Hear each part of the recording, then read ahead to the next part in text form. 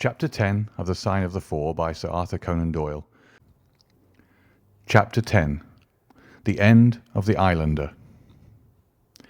Our meal was a merry one. Holmes could talk exceedingly well when he chose, and that night he did choose. He appeared to be in a state of nervous exaltation. I have never known him so brilliant. He spoke on a quick succession of subjects, on miracle plays, on medieval pottery, on Stradivarius violins, on the Buddhism of Ceylon, and on the warships of the future, handling each as though he had made a special study of it. His bright humour marked the reaction from his black depression of the preceding days. Athelney Jones proved to be a sociable soul in his hours of relaxation, and faced his dinner with the air of a bon vivant. For myself, I felt elated at the thought that we were nearing the end of our task, and I caught something of Holmes's gaiety. None of us alluded during dinner to the cause which had brought us together. When the cloth was cleared, Holmes glanced at his watch and filled up 3 glasses with port. "One bumper," said he, "to the success of our little expedition. And now it is high time we were off. Have you a pistol, Watson?" "I have my old service revolver in my desk." "You had best take it, then. It is well to be prepared. I see that the cab is at the door. I ordered it for 6:30. It was little past 7 before we reached the Westminster Wharf and found our launch awaiting us. Holmes eyed it critically. "Is there anything to mark it as a police boat?" "Yes, that green lamp at the side." "Then take it off." The small change was made, we stepped on board, and the ropes were cast off. Jones, Holmes, and I sat in the stern. There was one man at the rudder, one to tend the engines, and 2 burly police inspectors forward. "Where to?" asked Jones. "To the Tower. Tell them to stop opposite Jacobson's Yard." Our craft was evidently a very fast one. We shot past the long lines of loaded barges as though they were stationary. Holmes smiled with satisfaction as we overhauled a river steamer and left her behind us. "We ought to be able to catch anything on the river," he said. "Well, hardly that, but there are not many launches to beat us." "We shall have to catch the Aurora, and she has a name for being a clipper. I will tell you how the land lies, Watson. You recollect how annoyed I was at being balked by so small a thing?" "Yes." "Well, I gave my mind a thorough rest by plunging into a chemical analysis. One of our greatest statesmen has said that a change of work is the best rest. So it is. When I had succeeded in dissolving the hydrocarbon which I was at work at, I came back to our problem of the Sholtos, and thought the whole matter out again. My boys had been up the river and down the river without result. The launch was not at any landing stage or wharf, nor had it returned. Yet it could hardly have been scuttled to hide their traces, though that always remained as a possible hypothesis if all else failed. I knew this man Small had a certain degree of low cunning, but I did not think him capable of anything in the nature of delicate finesse. That is usually a product of higher education. I then reflected that since he had certainly been in London some time, as we had evidence that he maintained a continual watch over Pondicherry Lodge, he could hardly leave at a moment's notice, but would need some little time, if it were only a day, to arrange his affairs. That was the balance of probability, at any rate. "It seems to me to be a little weak," said I. "It is more probable that he had arranged his affairs before ever he set out upon his expedition." "No, I hardly think so. This lair of his would be too valuable a retreat in case of need for him to give it up until he was sure that he could do without it. But a second consideration struck me. Jonathan Small must have felt that the peculiar appearance of his companion, however much he may have top-coated him, would give rise to gossip, and possibly be associated with this Norwood tragedy. He was quite sharp enough to see that.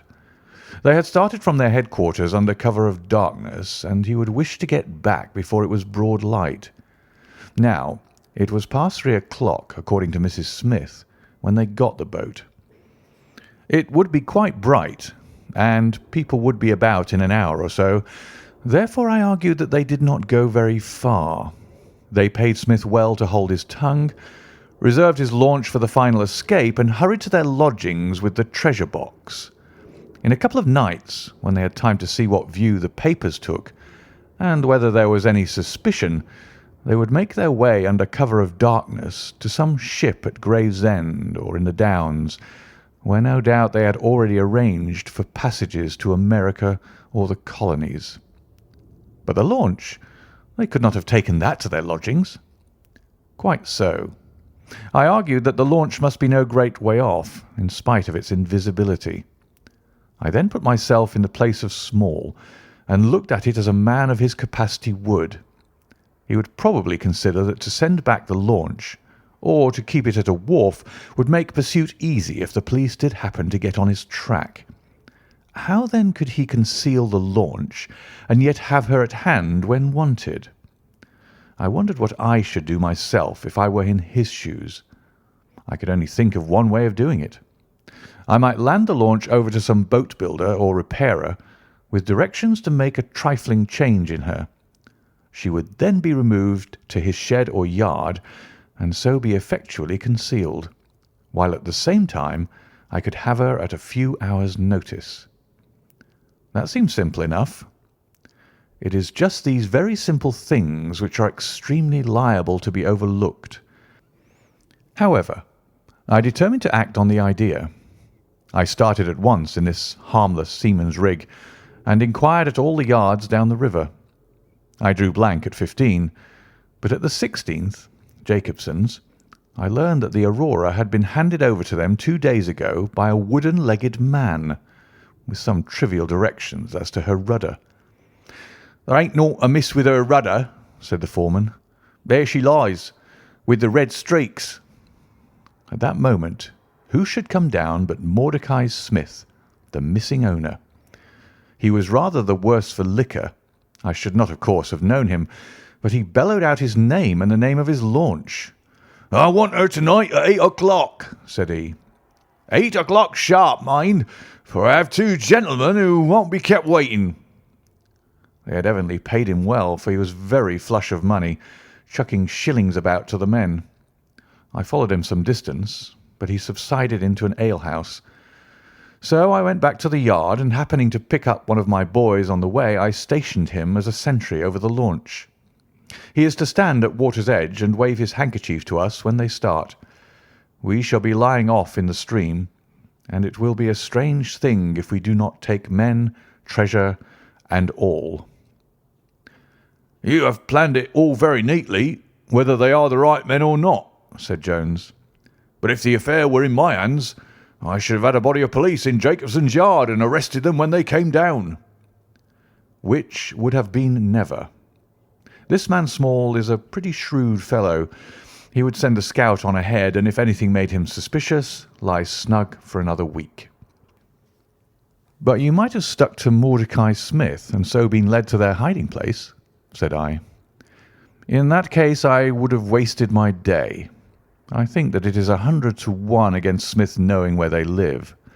As long as he has liquor and a good pay, why should he ask questions? They send him messages what to do. No, I thought every possible course, and this is the best." While this conversation had been proceeding, we had been shooting the long series of bridges which span the Thames. As we passed the city, the last rays of the sun were gilding the cross upon the summit of St. Paul's. It was twilight before we reached the tower. "That is Jacobson's yard," said Holmes, pointing to a bristle of masts and rigging on the Surrey side. "Cruise gently up and down here under cover of this string of lighters." He took a pair of night glasses from his pocket and gazed some time at the shore. "I see my sentry at his post," he remarked, "but no sign of a handkerchief."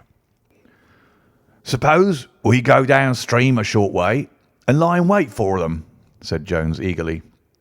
We were all eager by this time, even the policemen and stokers, who had a very vague idea of what was going forward. "We have no right to take anything for granted," Holmes answered. "It is certainly 10 to 1 that they go downstream, but we cannot be certain. From this point we can see the entrance of the yard, and they can hardly see us. It will be a clear night and plenty of light, We must stay where we are. See how the folk swarm over yonder in the gaslight. They are coming from work in the yard. Dirty-looking rascals, but I suppose every one has some little immortal spark concealed about him. You would not think it, to look at them. There is no a priori probability about it. A strange enigma is man. Someone calls him a soul concealed in an animal, I suggested. Winwood Reade is good upon the subject, said Holmes. He remarks that while the individual man is an insoluble puzzle, in the aggregate he becomes a mathematical certainty. You can, for example, never foretell what any one man will do, but you can say with precision what an average number will be up to. Individuals vary, but percentages remain constant. So says the statistician.